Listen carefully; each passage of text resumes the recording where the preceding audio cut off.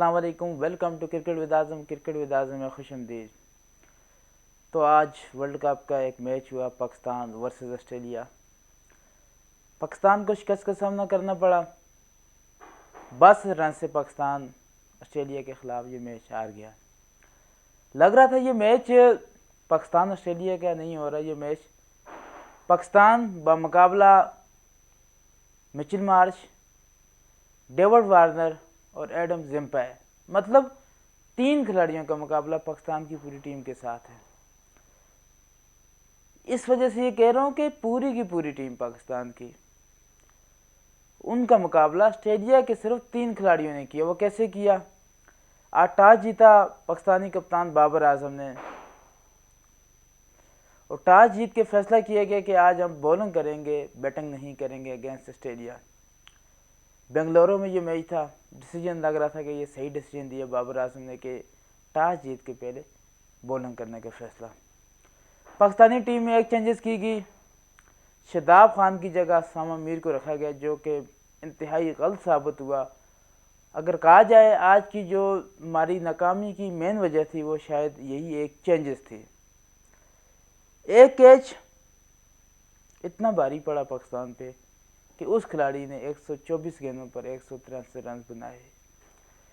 जी हाँ, मैं बात कर रहा हूँ डेविड वार्नर की।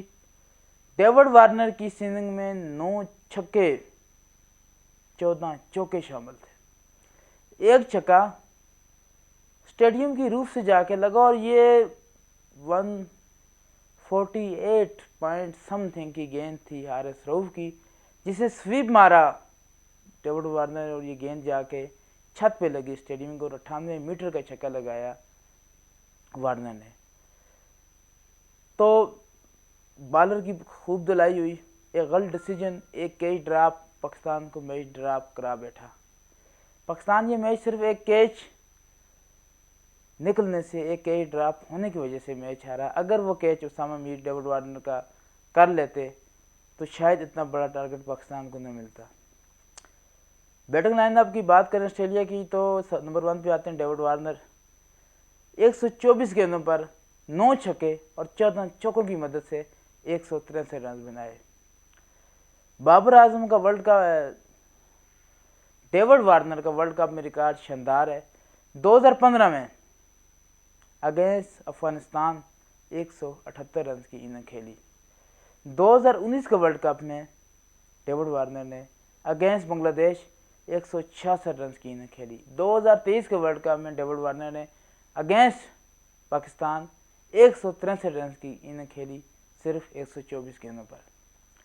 उसके बाद मिचेल मार्श की बात करें, मिचेल मार्श ने 108 गेंदों पर 121 रन की इनिंग खेली। उनके भी 9 छक्के इस इनिंग में शामिल थे। मतलब पूरी अगर ऑस्ट्रेलिया बैटिंग लाइनअप की बात करें तो उन्होंने 19 छक्के लगाए। 9 छक्के एक प्लेयर ने, डेविड वार्नर ने, 9 छक्के मिचेल मार्श ने, और एक छक्का उनके आखिर में एक और बैट्समैन ने लगाया। इसकी अगर मुकाबला इसका पाकिस्तान के साथ करें तो पूरी की पूरी टीम में सिर्फ 6 छक्के लगाए गए। मतलब 33% छक्के लगाए गए एज़ कम्पेयर टू ऑस्ट्रेलिया, जिन्होंने 18 छक्के लगाए, 19 छक्के लगाए, और पाकिस्तान की पूरी टीम ने सिर्फ 6 छक्के। 2 छक्के अब्दुल्ला शफीक, 3 छक्के इफ्तिखार अहमद, और 1 छक्का मोहम्मद नवाज ने लगाया।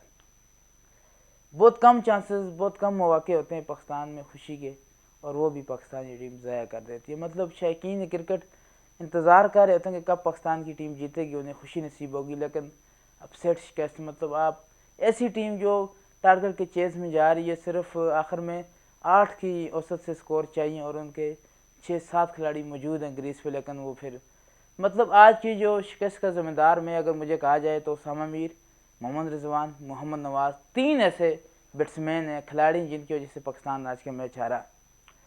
अगर बात कर रहे थे हम 3 वर्सेस पूरी टीम, 164 रन, 163 रन लगाया डेविड वार्नर ने, 108 गेंदों 121 में मिचेल मार्श ने, और तीसरा जो वो बैट्समैन नहीं बल्कि बॉलर है एडम जिम्पा। 10 ओवर कराए, 53 रन दिए और 4 शिकार किए। बाबर आजम को आउट किया, इफ्तिखार अहमद को आउट किया, मोहम्मद रिजवान को आउट किया। मतलब ये 3 ऐसे प्लेयर थे जो मैच जिता सकते थे। तो अब अगर हम पाकिस्तानी बैटिंग लाइनअप की बात करें, शानदार ओपनिंग पार्टनरशिप की, 61 गेंदों पर 64 रन लगाए।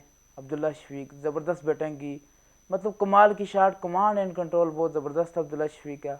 स्टोनस की एक गेंद पे आगे निकले और पहली गेंद पर आउट हुए थे। 64 रन बनाए 61 गेंदों का सामना किया, जिसमें उनके 2 छक्के शामिल थे। इमाम अल्लाह की बात करें, 71 गेंदें खेली, 70 स्कोर बनाए, ठीक है, एक अच्छा स्टैंड दिया, एक अच्छी पार्टनरशिप दी पाकिस्तान को। बाबर आजम अच्छी फॉर्म में थे, मिडिल कर रहे थे, लेकिन उनकी एक जिससे कहा जाए खामी नज़र आ गई है कि वो जो मिड विकेट में जो शॉट मारते हैं, मतलब ये इनकी एक सिग्नेचर शॉट कहा जाए तो गलत नहीं होगा, जिसपे वो कैच दिया। पैट कमन ने ये कैच लिया और इस तरह बाबर आजम भी आउट हुए।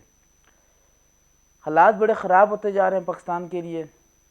62 रन की शिकस्त अगेंस्ट ऑस्ट्रेलिया काबिल कबूल नहीं है, मतलब कि एक dead team Australia world cup में फारग टीम कहला रही थी, 2 मैच आ रही थी, लेकिन उन्होंने 2 मैच जीते हैं। अब इन और आउट का चक्कर शुरू हो गया। 4 मैच न्यूजीलैंड ने खेले, चारों जीती। 4 मैच इंडिया ने खेले, चारों जीती। साउथ अफ्रीका ने 3 मैच खेली, 2 जीती, 1 हारी। ऑस्ट्रेलिया ने 4 मैच खेली, 2 हारी, 2 जीती। पाकिस्तान ने 4 मैचेस खेले, 2 हारे, 2 जीते।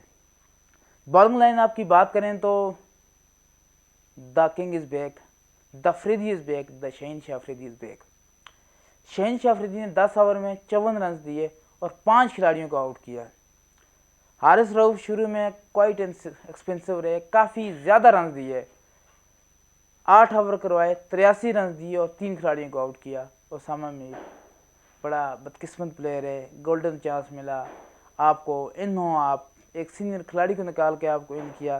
पहले आपने कैच ड्रॉप किया, फिर आपने 9 ओवरों में 82 रन दे के एक खिलाड़ी को आउट किया। मतलब ये वही पिच है जहाँ एडम जिम्पा 10 ओवरों में 54 रन देते हैं और 4 खिलाड़ियों को आउट करते हैं, और वहाँ पर आप 9 ओवरों में 82 रन देते हैं और सिर्फ एक खिलाड़ी को आउट करते हैं। मतलब ये परफॉर्मेंस काबिल कबूल नहीं, और आप एक ऐसे प्लेयर का कैच ड्रॉप करते हैं जिसने पूरी मैच का पासा पलट दिया, मार मार के उसने पाकिस्तान को दुम्बा बना दिया।